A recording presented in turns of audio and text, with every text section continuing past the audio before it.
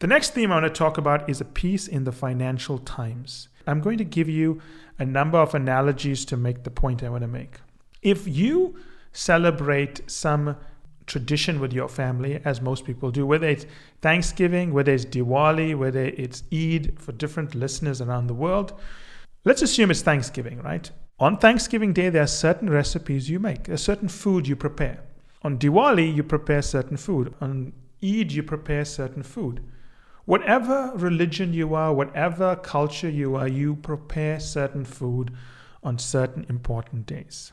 It is unlikely that the food you prepared this year is completely different from the food you prepared last year.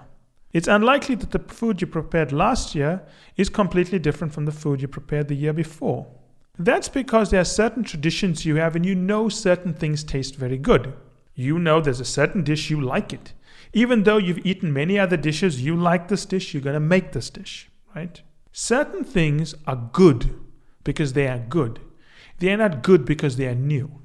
Certain foods are newer, but you know they don't taste so good, so why would you eat it? So the point I'm trying to make is that newer is not always better. Think of the world of strategy consulting or strategy analysis, right? Every year there's a lot of books published on strategy. But how many of them are actually better than the books published the year before, 10 years ago, 5 years ago, 6 years ago? There are certain books we always read in strategy because they are good. There are some books we read now because they are new and we hope they're going to help us understand strategy better, but they don't invariably do. So we read them, but then when we go back to thinking about what is the material and the content we want to use, we drift back and step back and use certain books that we know have stood the test of time. Music is the same way.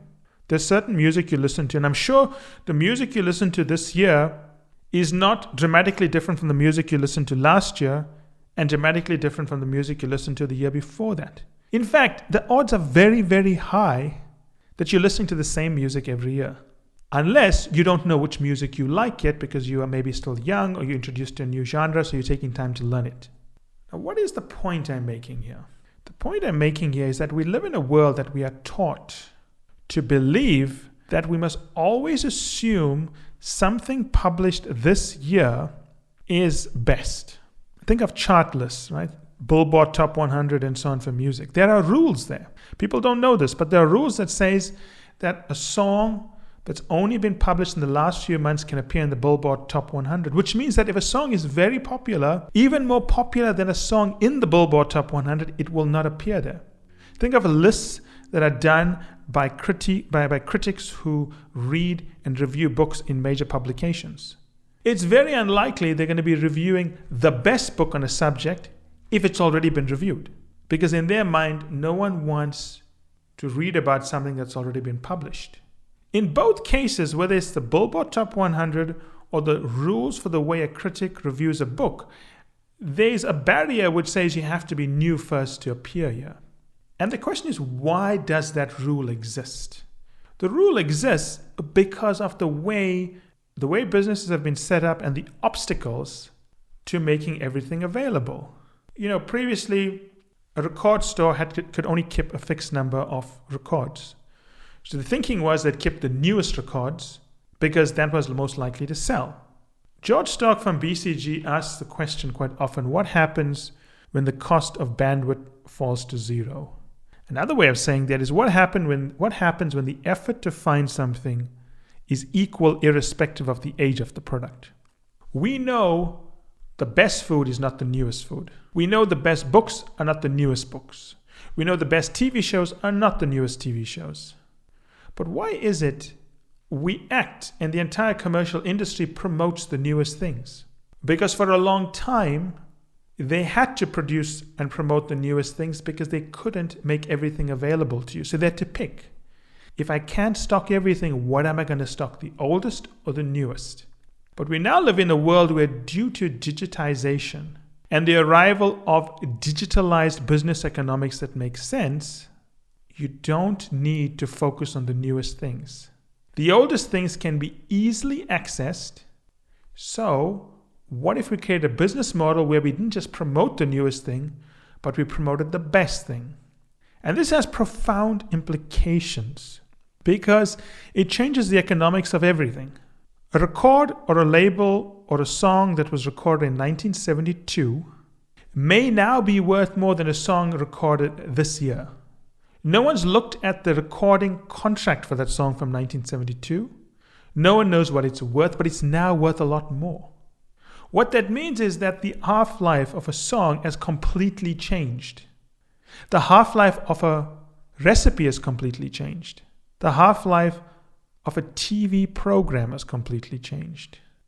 As new audiences today discover songs from a long time ago and appreciate it and play it, the new songs don't just compete with new songs, they compete with all songs.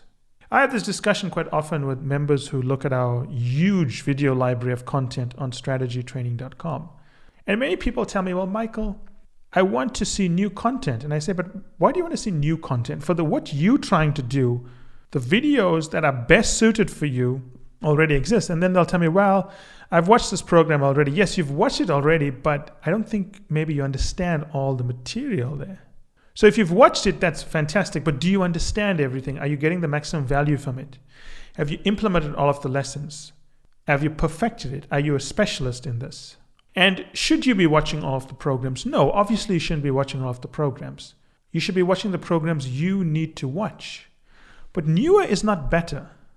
And what you've got to understand in business is, what does it mean in a world where things that are older may actually be more valuable than things that are newer, not because they've just become more valuable over time.